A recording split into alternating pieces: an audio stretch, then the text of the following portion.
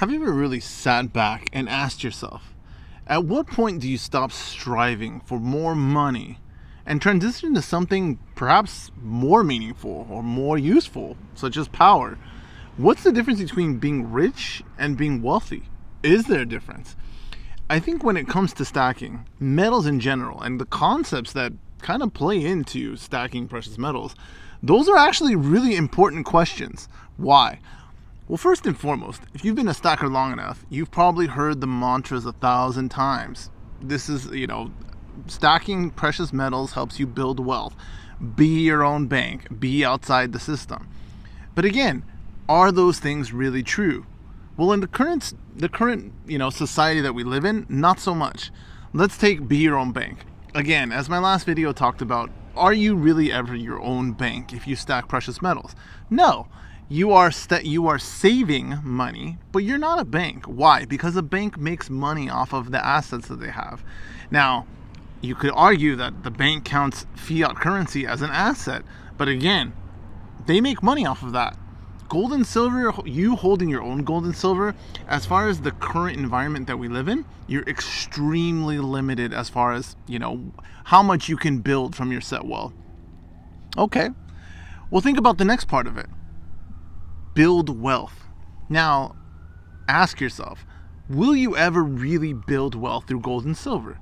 Probably not, right? Why? Because building wealth is more about generating an amount of income, not storing value. You will store value in precious metals. There's no doubt about that.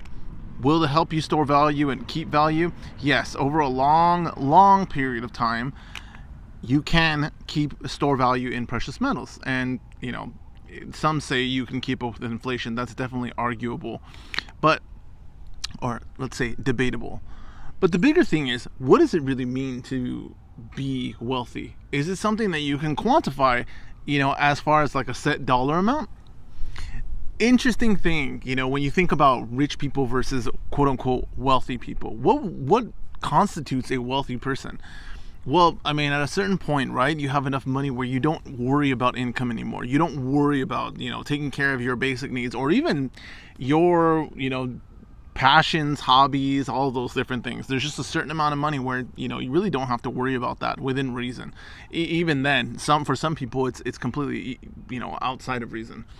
But then the next biggest part is, how do really, really wealthy people operate? Is it the same kind of system that we operate under? And the answer is a resounding no. It's completely different.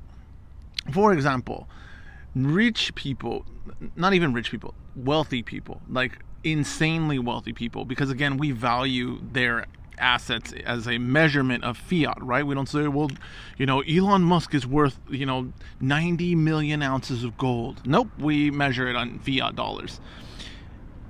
How does Elon Musk live his life? How do people at that level of wealth live their everyday life? Does Elon Musk take a salary? Well, for the most part, he doesn't, right? He doesn't take a salary. He doesn't get a 1099 or a W-2 from Tesla for being, when he's the CEO, those kind of things. He doesn't. Why? Well, think about that. A 1099 is a taxable event, right? You get you have to pay tax on that money. Why would I ever want to pay tax in any form? People at that level, they don't want to pay tax. And they also don't want to have to liquidate assets such as these, an asset, any type of asset. They don't want to liquidate anything because liquidating something creates a taxable event. So what do? Well, people at that level or near that level of just insane wealth can actually just get a super low cost line of credit backed by whatever collateral from the bank and basically use that as their spending money. And it's not a taxable event.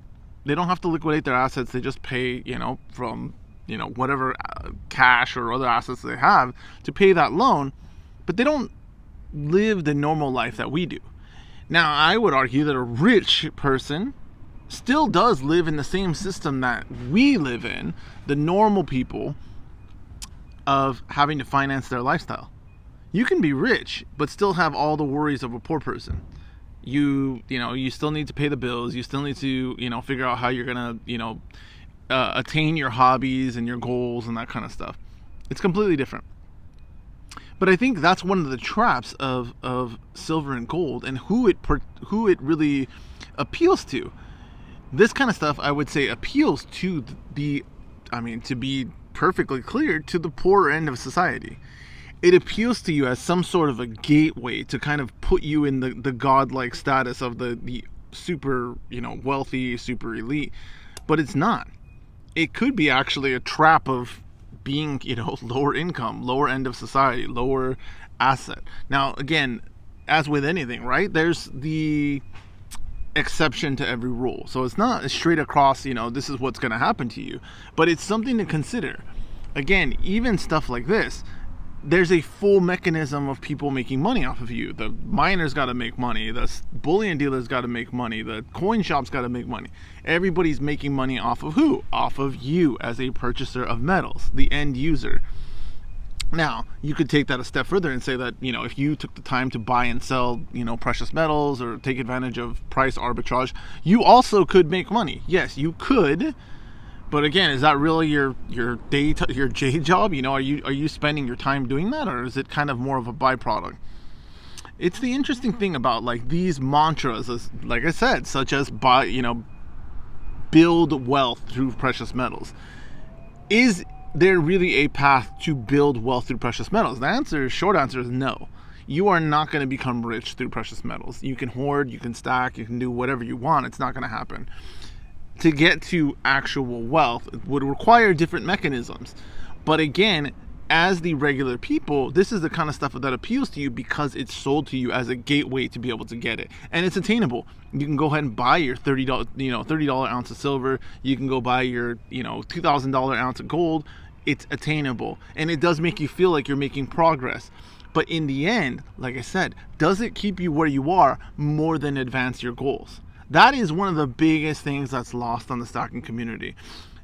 Silver and gold are a path to keep you where you are. So if you are content being where you are, this will do it. Now, again, there are exceptions to that. If you really understand what this is and what it can do for you, it can be a great savings vehicle, especially if you are the type of person to, blow your money on stupid things and, not be able to, keep any value, to your name. Then yes, things like this can help you. Is there a price to it? Yes, and I would argue that it's a high price, for your lack of discipline with regard to value. But does that make it a bad thing? No. Again, if it creates value for you by saving value, by all means, that is definitely worth it. But is it a path to being rich or to really building wealth? No, it's not, and it never will be. And again, that's why when you think about this and you extrapolate it out, you never hear people talk about gold and silver. Really wealthy people, they do not talk about it because it's not even it may be in their portfolio because, the people who manage their money, purchase into different things, but it's not something on their radar. It's not something that they're like, I need to be all in on gold and silver. It's just not.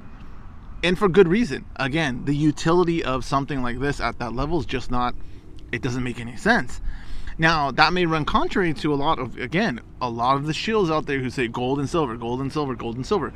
If that was the case, think about a guy like, let's say, Elon Musk. I think he's still currently the richest man in the world. Who knows?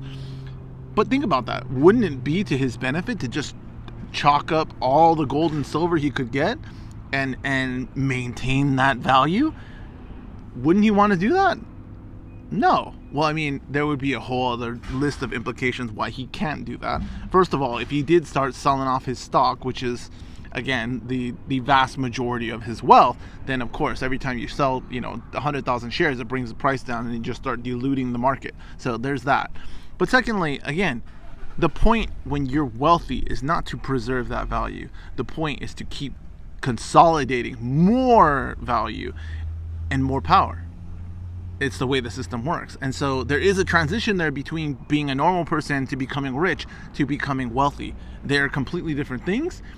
And those lessons and those mechanisms are largely lost on the stocking community.